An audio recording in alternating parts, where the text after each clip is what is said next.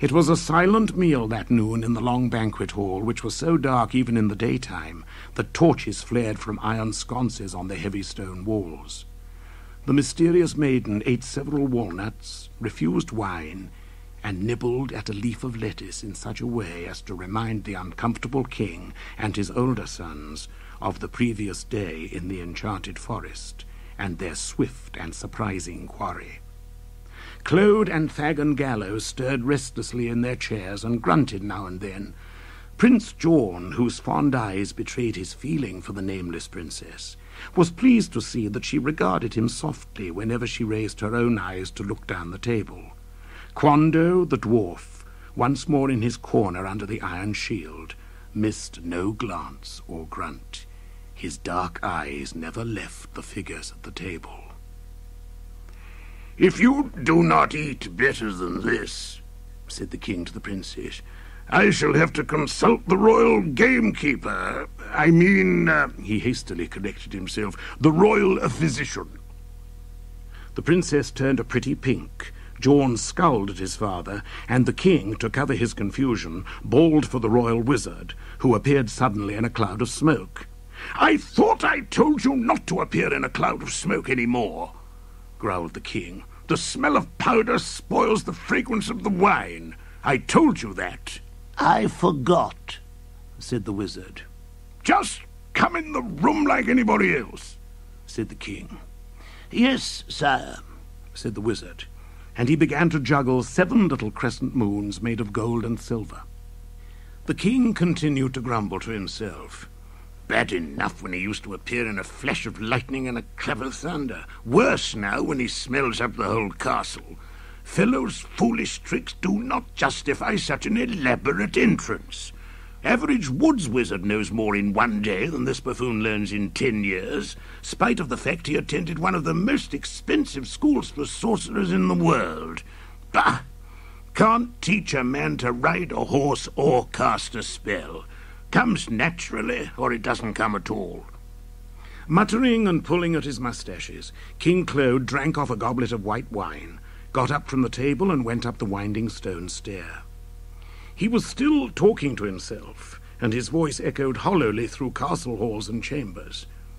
"I'll purge this lovely lady of her namelessness, or eat an uncooked horse." He listened at the door of the chamber where the royal physician lay in bed, alternately groaning and comforting himself. "I'll never walk again. Come, we'll have us out of bed in no time. We'll bring the roses to those cheeks of ours in no time.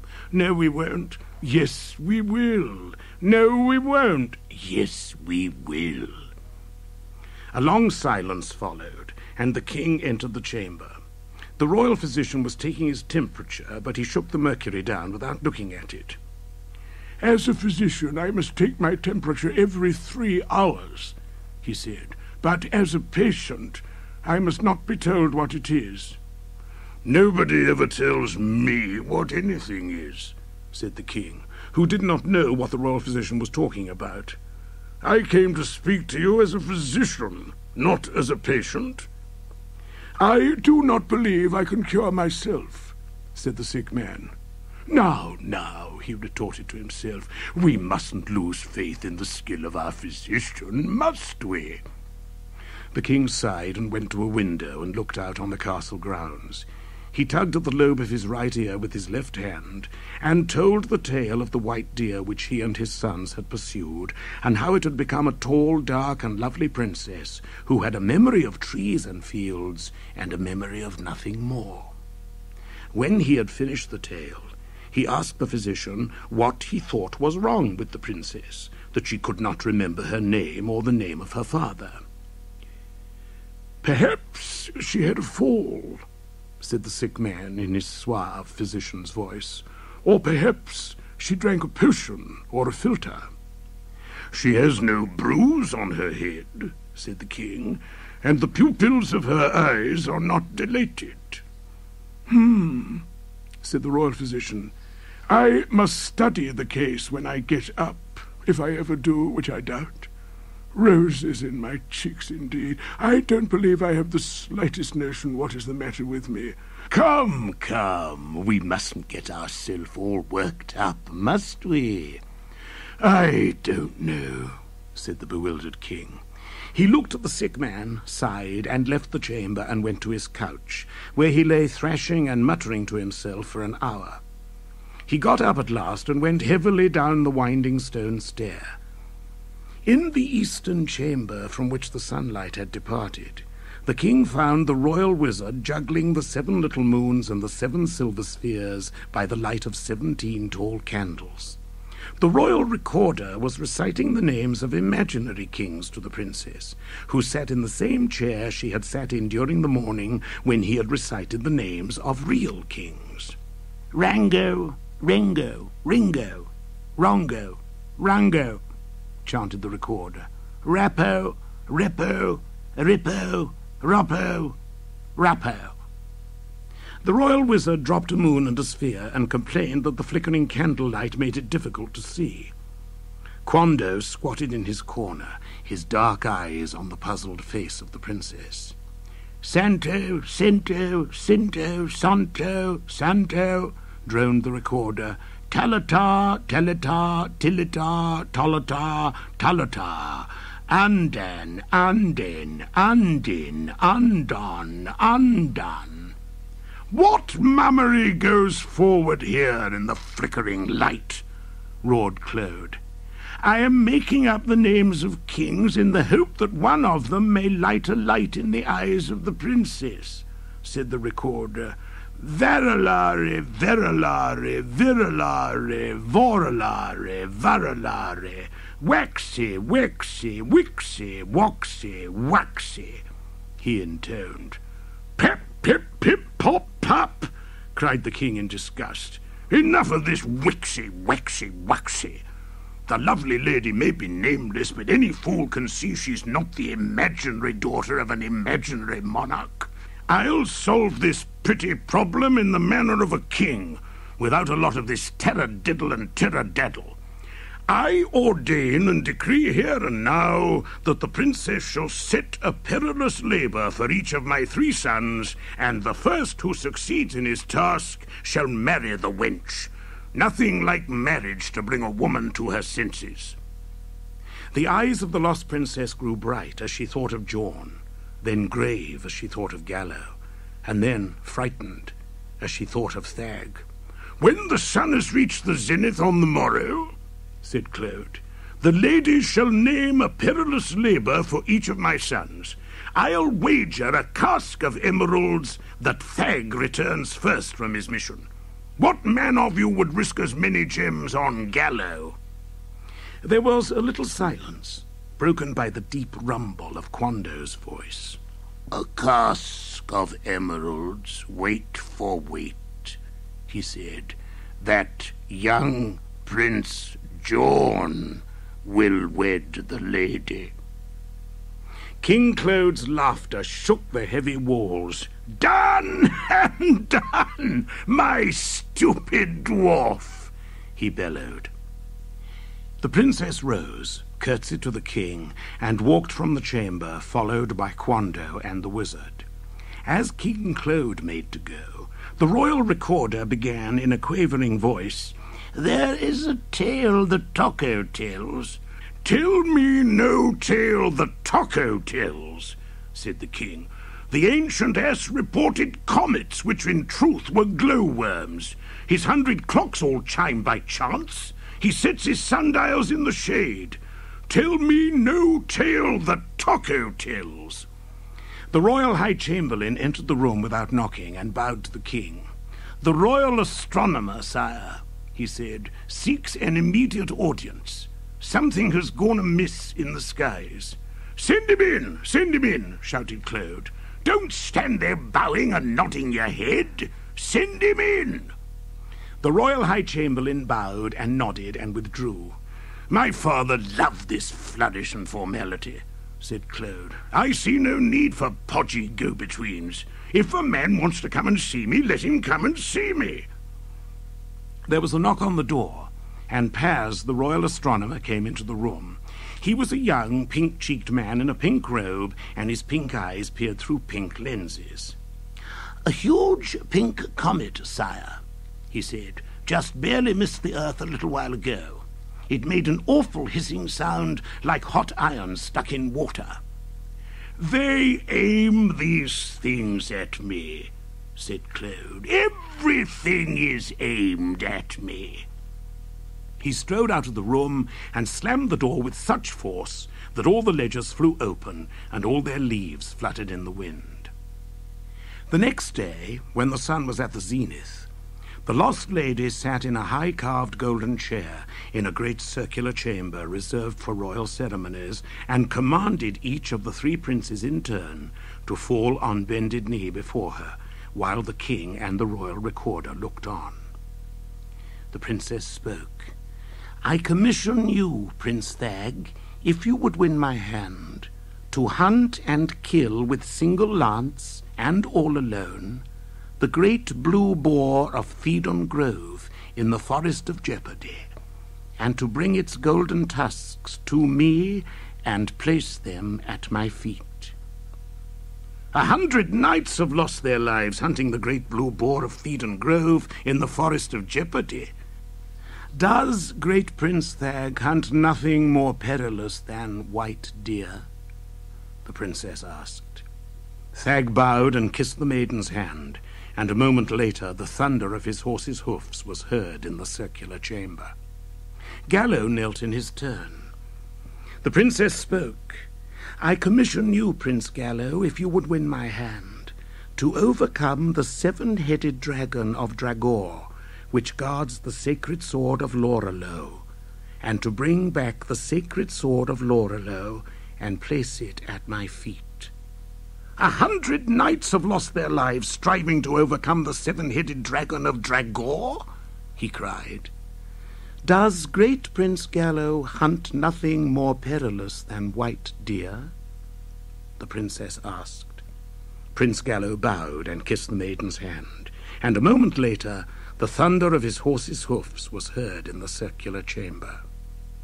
Jorn was the last to kneel. The princess spoke. "I commission you, Prince Jorn, if you would win my heart and hand, to vanquish the Mok-Mok, which guards the cherry trees in the orchard of Chador, 10 leagues from the castle gates, and to bring back a silver chalice filled with 1,000 cherries, and place it at my feet." King Claude leaned forward in his great oaken chair. "The Mok-Mok is a creature made of clay and sandalwood, constructed by my father's father's father's father's father 300 years ago to scare off rocks who used to strip the trees of cherries," he cried. 100 children have carved their names on the dreadful Mok-Mok in the cherry orchard of Chador, cried Jorn. "Does the great Prince Jorn hunt nothing less perilous than white deer?" the princess asked. Jorn bowed and kissed the maiden's hand, and a moment later the thunder of his horse's hoofs was heard in the circular chamber. The princess rose, curtsied to the king, and went up the winding stone stair to minister to the royal physician and to the castle wizard, who, in trying to remove his own head and replace it, had succeeded only in straining his neck so that he had taken to his bed. King Claude walked around the room, absently snapping the shields on the wall with his thumbnail and making them ring. "She has a lovely face," he said. "I like the child. And yet I have the oddest feeling she is watching me in soft alarm, like a creature peering through the underbrush." The royal recorder put his right index finger alongside his nose. "Like a startled fawn, perhaps, trembling in the pussy willows," he said.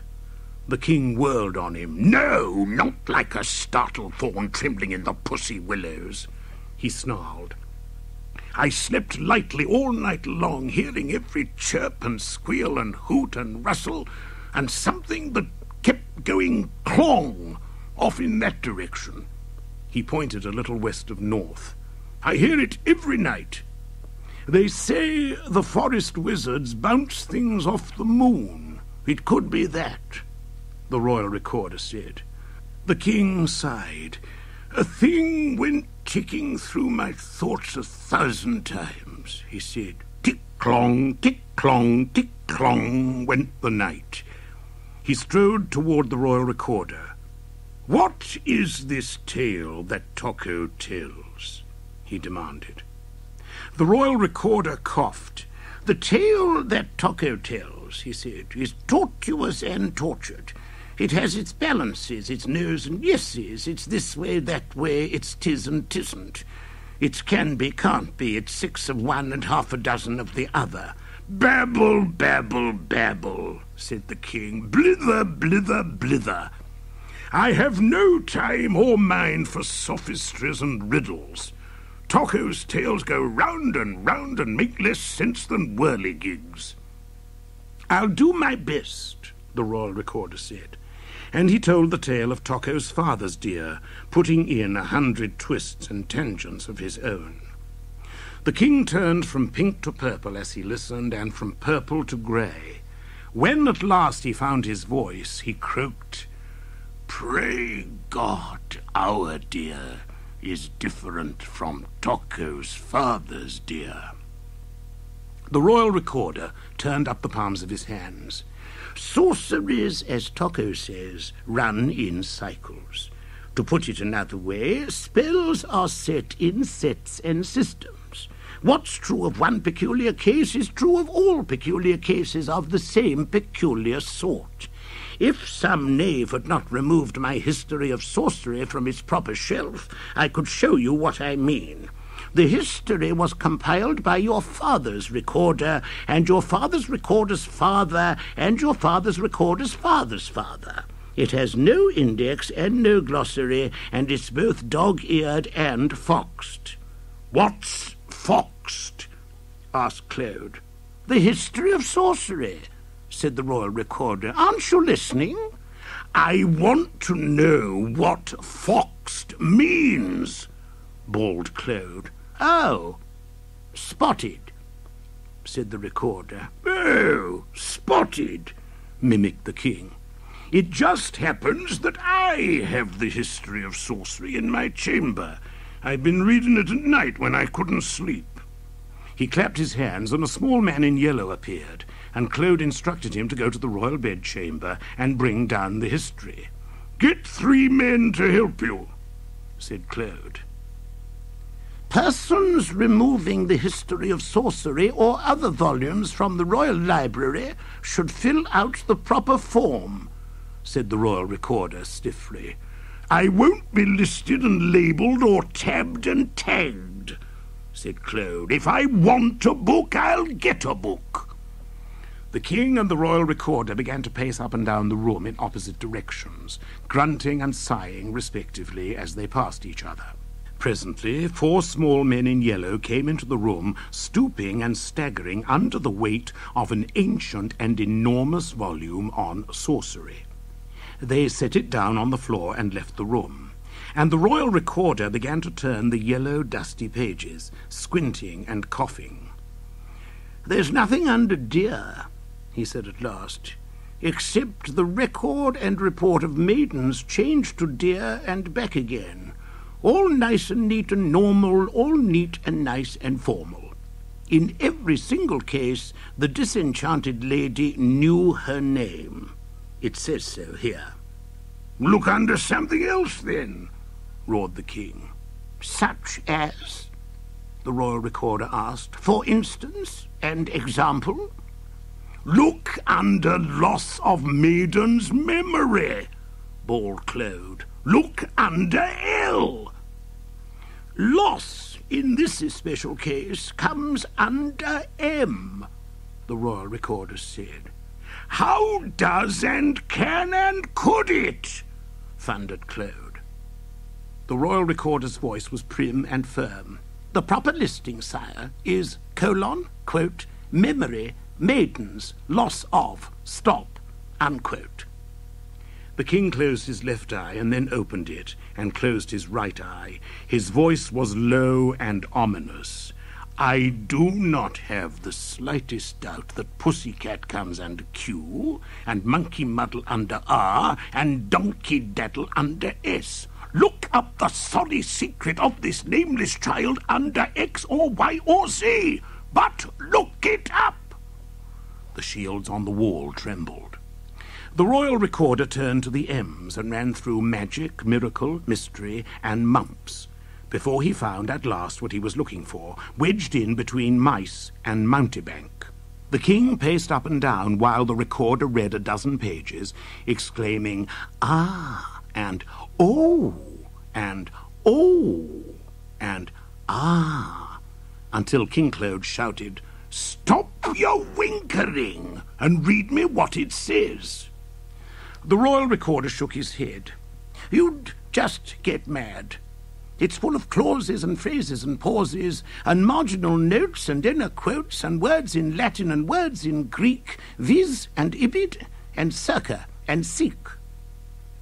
"Sum it up, then, sum it up," roared Claude, "in language workaday and commonplace, without a lot of twaddle-twee and tweedle-twa." The royal recorder flushed. "We have here, under M," he said, "the tale of 9 enchantments in which a deer of the woods and fields was changed into a woman." "Why were they?" demanded Claude. The royal recorder spoke slowly and patiently. "1, because the deer had saved a wizard's life. 2, because the wicked wizard wished to play a woeful prank on men." "If I were king of all the world," said Claude, "I'd make an end of sorcery or break my backbone in the try. In such confusion and caprice, who knows his hound dog from his niece?"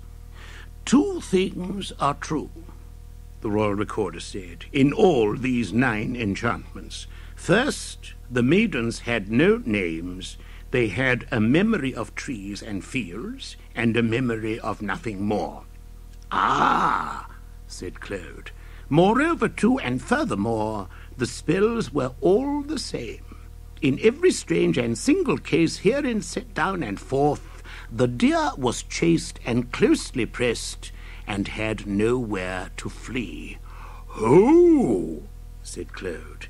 "Whereupon, and then and there, the deer was changed into a maid, a tall and dark and lovely maid, a very princess to the sight." "Oy," groaned Claude, and he sat down heavily on a stool. The recorder walked up and down and stood still and raised his hand. "These false females, these mock maidens, these will-o'-the-wisp women, these pseudo-princesses, have one disturbing power in common." "What power is this?" croaked Claude. "Love them truly, love them well. Nothing then can break the spell." The royal recorder paused a moment and then went on. "But if love should fail them thrice, they would vanish in a trice." Claude jumped to his feet and strode up and down the chamber. "Take an edict," he said at last. The recorder found ink and a quill behind a cobweb on a shelf, and drew a parchment from behind a shield, and sat on the floor and crossed his legs. Claude closed his eyes and said, "Write it plain, and write it clear. No son of mine shall wed a deer." "A deer in any form or figment," said the royal recorder, "or guise, or get-up, or shape, or seeming, or image, or effigy, or mockery, or make-believe." "Who's issuing this edict?" demanded Claude. The recorder's voice was flat and firm. "It's far too clear," he said. "It should be writ in such a way that if you ever changed your mind, the point could be disowned, denied, and disavowed." "Erase the edict," said the king. He looked sad for a moment, and then guffawed. Our quandary has its sorrowful side indeed, yet half my kingdom would I give to see the face of Thag, the second huntsman of his time, waking to behold on the pillow next to his the day the spell is broken, not raven locks and ruby lips, but hairy ears and velvet nostrils." The force of the king's laughter caused him to bounce from wall to wall of the chamber like a ball in a box. His laughter and his bouncing increased as he thought of Gallo, and then of Jorn, face to face with the lady in her true form and substance, a creature of the fen, and not the fireside, the bog, not the boudoir, the salt lick, not the silver bowl. The king controlled himself long enough to say, "The thing that most amuses me in all this farce and fantasy is the thought of Jorn of the lute and lyre, discovering he has won the heart and hoof of the swiftest deer in Christendom." He sat down on a chair and rubbed the tears of merriment from his eyes. The royal recorder took a turn across the chamber and back again, stirring the candle flames. Claude sighed 3 times. "The damsel has lighted lights inside my heart. There's no denying that," he said. "I wish I could decree she never was a deer." "You can't do that," said the royal recorder. "What can I do?" asked Claude. "Wait and see what you shall see, and watch what you shall watch, remembering that 1 is once, and 2 is twice, and 3 is thrice, and swifter than the twinkling is the trice." "Yammer, yammer, yammer," said the king. "I've had my fill of yammering. We must advise this princess she's a dear. Perhaps she'll have the grace to disappear." "She can't do that," the shocked recorder said. "By your decree the creature set a set of perils for your sons. She now awaits the swiftest one. The thing is simply done and done." "I thought she was a princess at the time," said Claude. The royal recorder shrugged. "Insofar and inasmuch as your decree has made her such, she is a princess, sire," he said. "De facto and pro tem."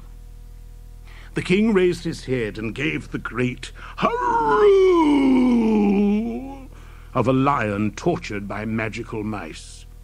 He strode so heavily to the door that the shields jangled on the wall. "I hope that all my sons get lost," said Claude. "That's one way out." "It is for them," the royal recorder said, "but not for you.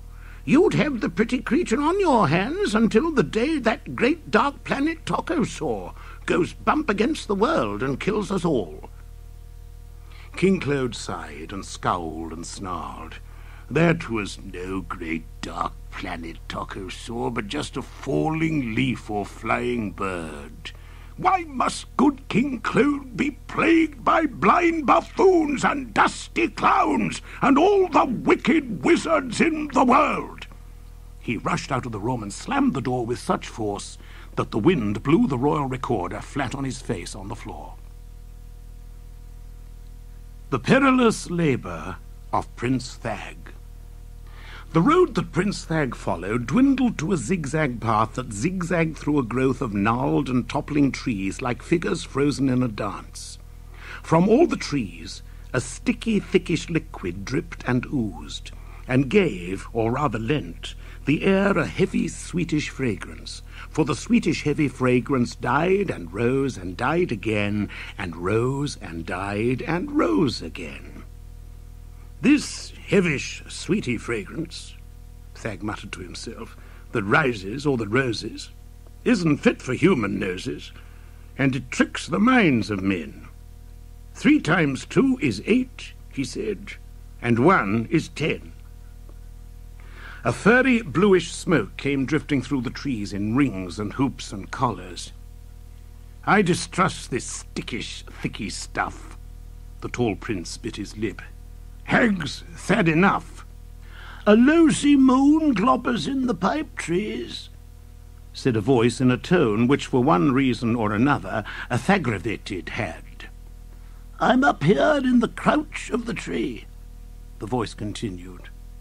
Crotch, you mean, said Thag, catching sight of a roundish, balding man a few feet above him. On the contrary, said the man, crunch is what you meet in aching. That's wince, said Thag angrily. Mince is what you do to words, the round man retorted. It's glibbers in any case, said Thag haughtily. Not globbers, as you said. The word is in the pleasant tense. Ah, but you speak of mood, said the round man. I was referring to the moon. It is important to mind your D's and N's in these particular woods, which are not too particular, if you grasp me. Nobody's grabbing you, said Thag. He showed his upper teeth. Furthermore, I resent your preferring to it as a peasant trench. The other stared down at Thag. I don't care what you say, he said coldly. I say glibbers. High up in a tree, a chock climbed slowly.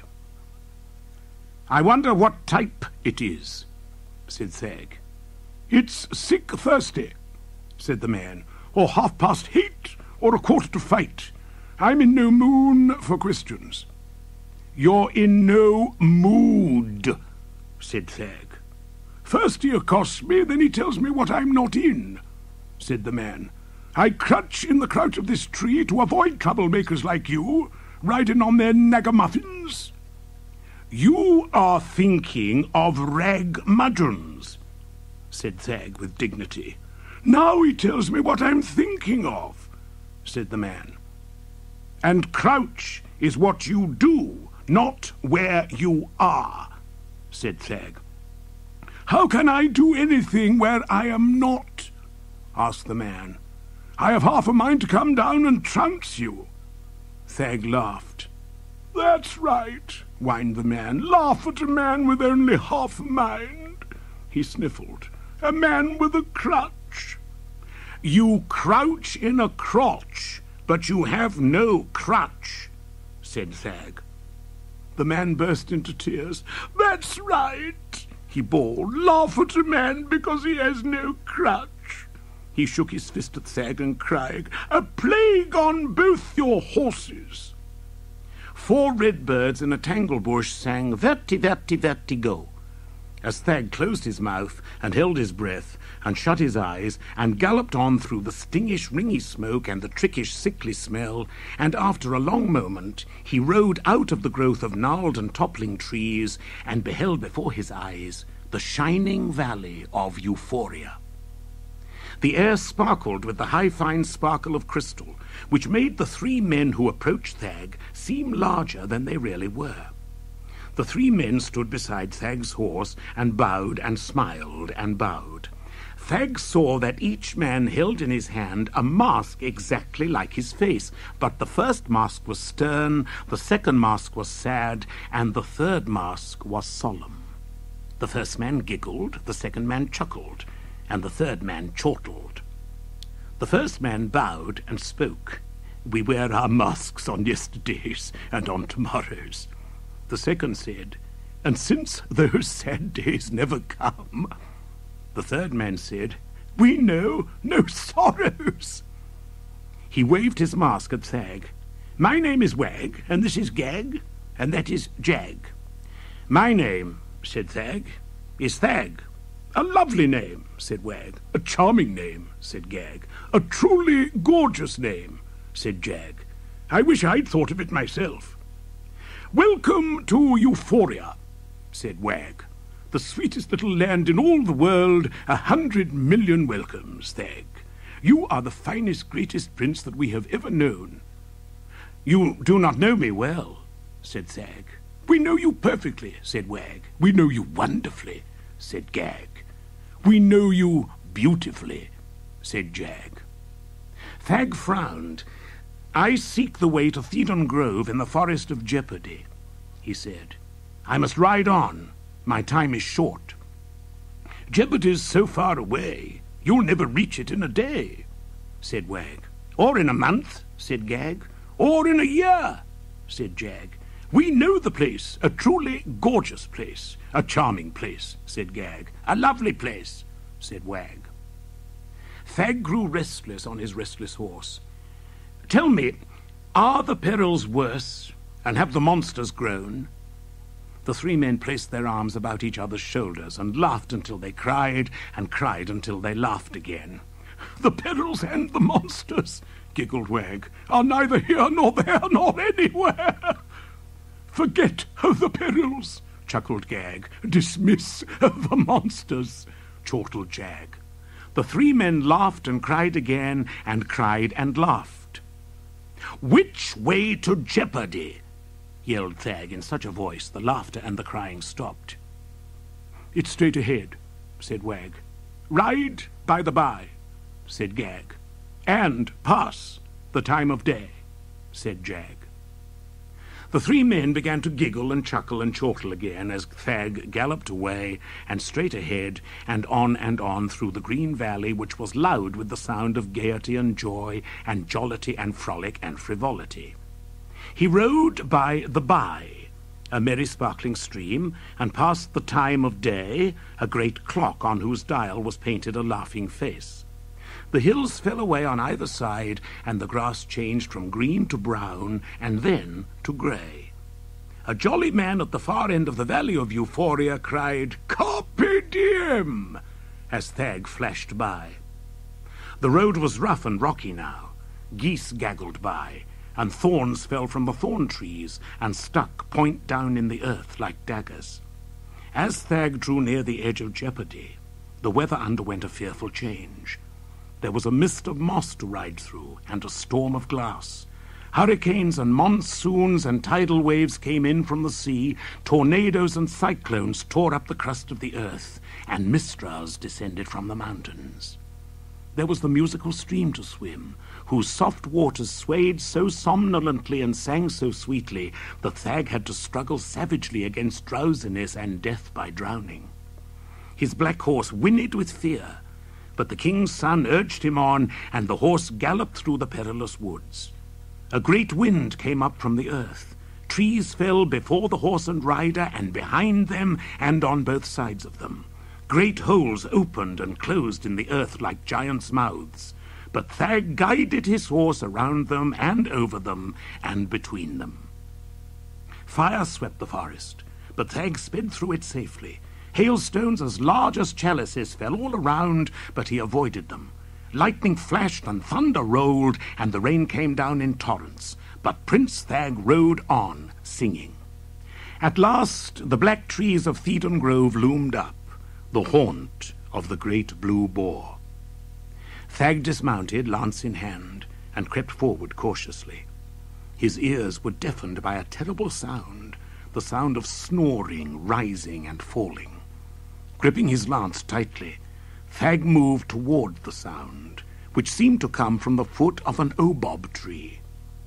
To Prince Thag's high astonishment, the enormous blue boar of Thedon Grove, which slept only 30 winks in every 30 years, was snoring under the obob tree, his great eyes closed, his huge sides heaving. Thag stepped forward softly and swiftly, but the monster, dreaming of danger, opened one eye and struggled to its feet with a mighty scroof.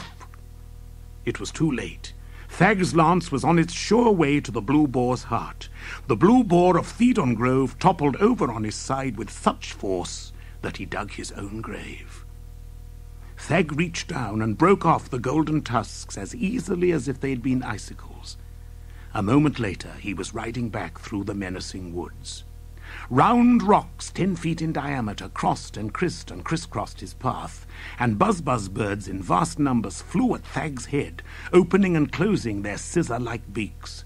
The prince and his black charger evaded the boulders and the buzz birds with marvelous jumps and dodgings, and broke at last into the clear, and raced for the castle of his father, the golden tusks of the great blue boar shining in his hand.